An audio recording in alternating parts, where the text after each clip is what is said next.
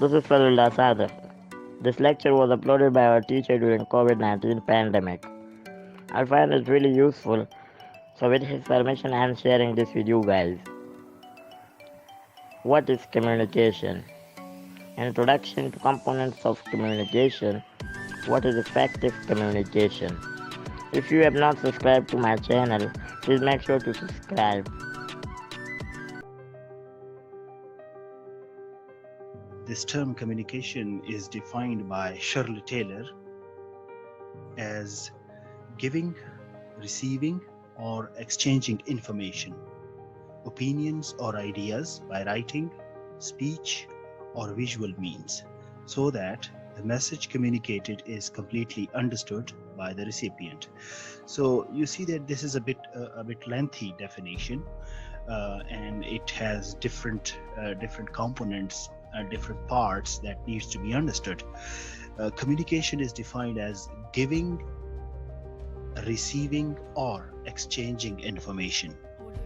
Either we give information, or we receive information from other people, or we exchange information. We receive and we give. So this is exchanging information, and not only information but opinions or ideas too, by writing, speech, or visual means. This is again something that needs to be understood, right? So opinions or ideas, most of the time we share our opinions or ideas either in the form of writing or in the form of an oral speech, or sometimes by the use of visual means as well, by the use of pictures, by the use of diagrams, by the use of tables. That includes data. Like there are graphs that can be used to share information.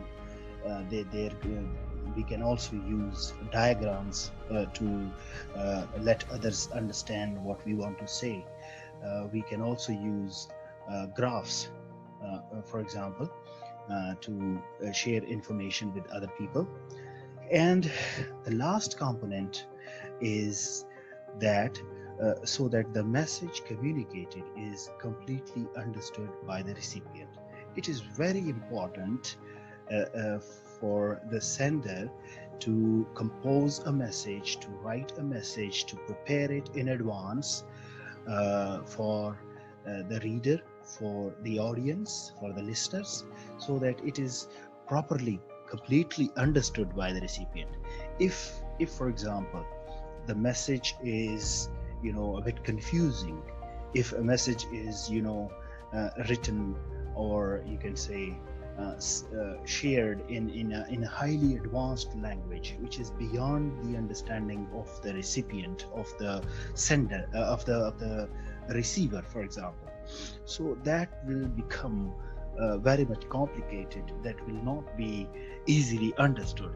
So the communication process requires that the message should be completely understood by the recipient. If the recipient or the receiver of the message is unable to understand, so we cannot say that the communication process has been complete. For successful and effective communication, the exchange of information should be made easier. It should be made simple, so that it is easily understood, and in response, the recipient also is in a position to give a proper feedback. So this is very important for both for sender and recipient or receiver of the message, to compose a message in simple words, so that it is properly and completely understood. Now, this was something that Shirley Taylor, defined communication. Now, the simple definition of communication is exchange of information between two or more individuals in the form of conversation, meeting, letter, circular, office order, fax message, email, and memorandum. So you see that communication is all about exchanging information, exchange of information between two or more individuals. And that can be in any form, either in the form of conversation, a meeting, and a written letter, for example. It can also be in the form of a circular that is usually circulated within an organization. It can also be in the form of an office order that is, you can say, that comes out of the boss's office, and it can also be in the form of fax message. Fax technology is used, and it can also be in the form of an email that we use nowadays in this modern world. And communication or exchange of information can also be made with the help of memorandum, or memorandum is also called, you can say, an internal letter that is mostly used within an organization. So you see that when we say that communication is the exchange of information between two or more individuals, so it means that it is a two-way process. It's not a one-way process. It's a two-way process. Information flows from sender to receiver and from receiver to sender in the form of feedback.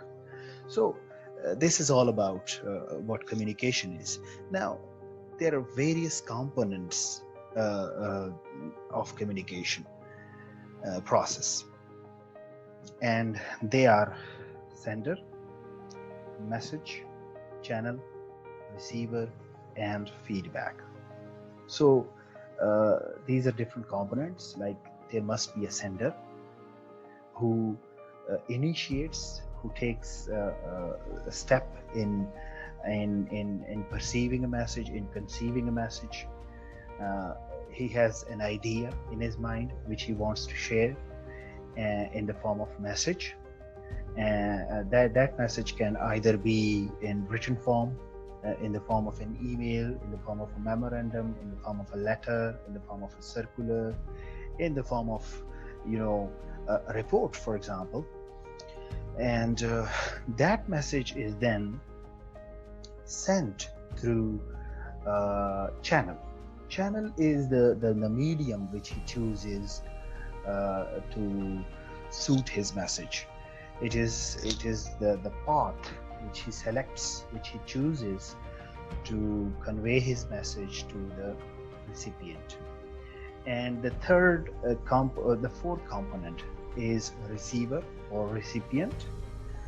Receiver is the person who receives that message, reads it, interprets it, and tries to get the meaning out of that message.